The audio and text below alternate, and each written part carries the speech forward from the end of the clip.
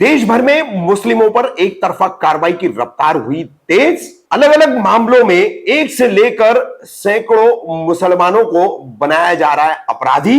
उलेमा से लेकर आम मुसलमान तक जुड़े ये 3 मामले।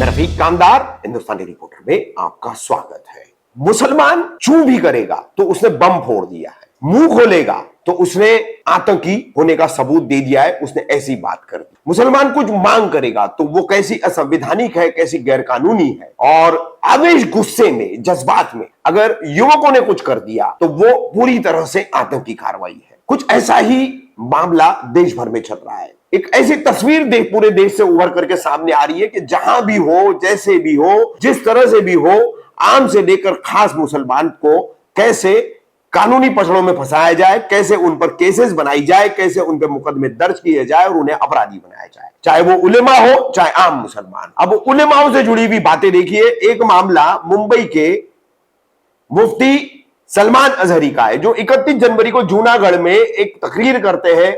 इजराइल और फिलिस्तीन के मुद्दे पर तकरीर करने के दौरान शेर पढ़ते हैं।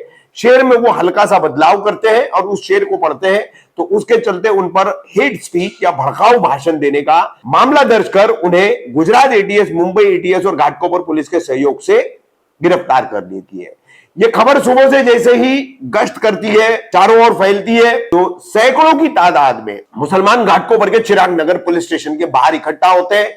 वहां पर मुफ्ती सलमान अजहरी के समर्थन में आए हुए कई सारे उलेमा, कारी, हाफिज, इमाम आदि कई ऐसे जो है वो वहां पर इकट्ठा होने वाले आम मुसलमानों को और युवाओं को शांत ही कर रहे थे। खुद मुफ्ती सलमान अजहरी ने भी माइक पर, पुलिस की हिरासत में माइक पर उन्हें शांति बनाए रखने की अपील की। उसके बावजूद पता नहीं यहां पर ऐसा क्या घटा कि पुलिस को लाठी चार्ज करना पड़ा। कैसे लाठी चार्ज किया गया देखिए। मौलाना की गिरफ्तारियों के वीडियो के कुछ अंश के साथ ये हम लाठी चार्ज का एक वीडियो बड़ी मुश्किल से हाथ आया है, वो हम आपको दिखा रहे कि कैसे यहां पर जो मुसलमानों की भीड़ इकट्ठा हुई थी उस पर पुलिस ने लाठी चार्ज करने के बाद यहां पर 800 से ज्यादा मुसलमानों के खिलाफ धारा 353, 332, रॉयटिंग, मनाही आदेश का उल्लंघन आदि ऐसे कई धाराएं लगा करके, सरकारी अधिकारी का आदेश न मानना 188, ऐसी कई धाराएं इसमें बताई जा रही है कि लगाई गई है और 800 से ज्यादा मुसलमानों को यहां पर आरोपी बनाया गया है। तो ये पहला मामला है। उलेमा को तो गिरफ्तार कर लिया भड़काऊ भाषण के आरोप में। अब उनके समर्थन में आए हुए मुसलमानों को, 800 से ज्यादा मुसलमानों को एक ही केस में लपेट दिया गया, गैर जमानती धाराएं लगाते हुए। इसके बाद हम आपको दूसरा मामला बताते हैं, जिसकी एक खबर हमने आपको पहले ही बताई। मध्य प्रदेश के दमोह में एक अंसार खान नाम का मुस्लिम टेलर और कपड़े सिलाने आया हुआ हिंदू व्यक्ति, इनके बीच जो है कपड़े देरी से सिलने को लेकर विवाद होता है और मारपीट होती है। उस मारपीट को छुड़ाने आते हैं इसी परिसर के नमाज पढ़ाने वाले इमाम, और इमाम के साथ में भी बदसलूकी होती है, मारपीट होती है, उनकी बाइक तोड़ी जाती है। उसी घटना से उद्वेलित होकर के मुस्लिम समुदाय पुलिस स्टेशन का घेराव करता है, क्योंकि पुलिस कार्रवाई करने तैयार नहीं है।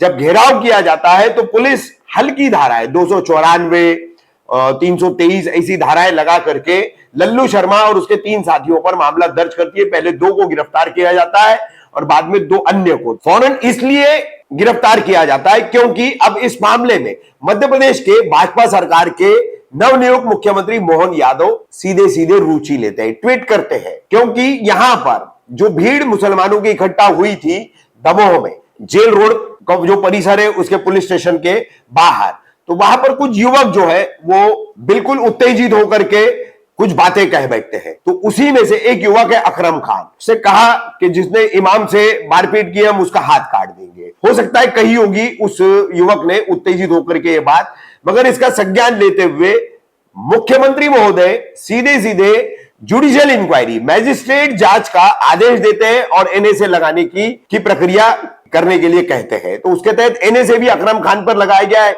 खबर है कि 40 से ज्यादा मुसलमानों को एनएसए लगाया जाने वाला है। हालांकि उनके खिलाफ मामला दर्ज किया गया है, गिरफ्तारियां शुरू की गई है। इसमें एक पार्षद है जीशान पठान, उनको गिरफ्तार किया गया है। यानी कि इमाम के साथ पहले मारपीट की गई, गाड़ी तोड़ी की गई, वो मामला दर्ज नहीं हो रहा था, मुसलमानों ने विरोध प्रदर्शन किया, तो अब उनके प्रतिनिधि जो है चुने हुए, उनको भी निशाने पर लिया गया। यहां इमाम से मारपीट, फिर कार्रवाई की मांग करने वाले जो जीशान पठान जैसे प्रतिनिधि है, उनके साथ जो है कानूनी कार्रवाई, अन्य जो दूसरे लोग हैं उन पर कानूनी कार्रवाई, अकरम खान पर एने से और एने से सभी पर लगेगा, ऐसा भी कहा जा रहा है। इतना ही नहीं, यहां पर अब मध्य प्रदेश का जो बुलडोजर इंसाफ है प्रशासन का, वो बताया जा रहा है कि ये 40 से ज्यादा जो मुसलमान आरोपी बनाए गए, उनके मकानों पर बुलडोजर भी चलाया जाएगा। अब ये दो सामूहिक कार्रवाइयां महाराष्ट्र और मध्य प्रदेश में हुई है। बड़ी तेज रफ्तार से मुसलमानों को इसमें निशाना बनाया गया है, उलेमा से लेकर आम मुसलमान तक। आइए तीसरा मामला आपको उत्तर प्रदेश का बताते हैं। उत्तर प्रदेश के गोंडा में उत्तर प्रदेश पुलिस की एटीएस ने एक शेरू उर्फ इरशाद अत्तारी नाम के युवक को गिरफ्तार किया है। शायद सुन्नी दावत इस्लामी से जुड़ा हुआ युवक है, छोटी सी एक दुकान चलाता है, मजहबी किताबें, इतर, तस्वीर, टोपी, ये सारी चीजें बेचता है। अब इस कार्रवाई के पीछे दावा किया जा रहा है कि कोई आतंकी गतिविधि या उसकी साजिश रची जा रही थी, और उसी साजिश का अब इरशाद अत्तारी उर्फ शेरू की गिरफ्तारी के बाद खुलासा होने वाला है। बेहद कम जानकारी इसकी सामने आई है शेरू उर्फ इरशाद अत्तारी की गिरफ्तारी को लेकर, लेकिन जिस तरह से इरशाद अत्तारी उर्फ शेरू का व्यक्तित्व सामने आया है, जिस तरीके से उसका चाल चलन है, जो उसका मजहबी रहन सहन है, तो उसके मुताबिक बताया जाता है कि इरशाद अत्तारी सीधा साधा एक आम मुसलमान है जो अपनी मजहबी गतिविधियों में ज्यादा रुचि रखता है। महज इसी के शक के चलते उसको उठाया गया है, ऐसा भी कहा जा रहा है। बहरहाल इसका क्या खुलासा सामने आएगा, उसका फॉलोअप लेकर जरूर हम अपनी नई खबर के साथ आएंगे।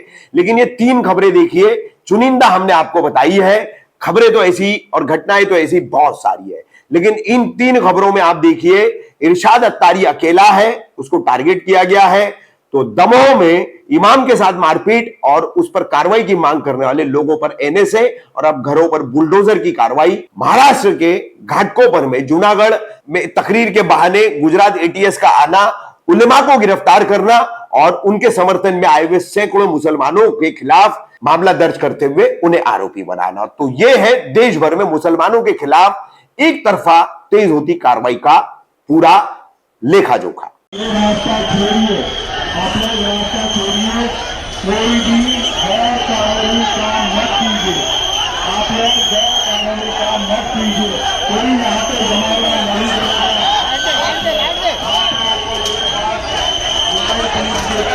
अनुरोध किया जा रहा है, आपको आप लोग जमाना मत जमाइए, आप लोग जमाना मत जमाइए।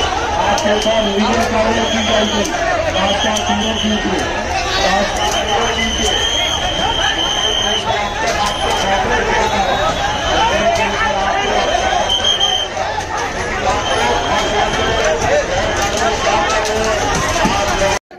उनके ना हाथ रहेंगे ना सरों में कब्जा रहेंगी।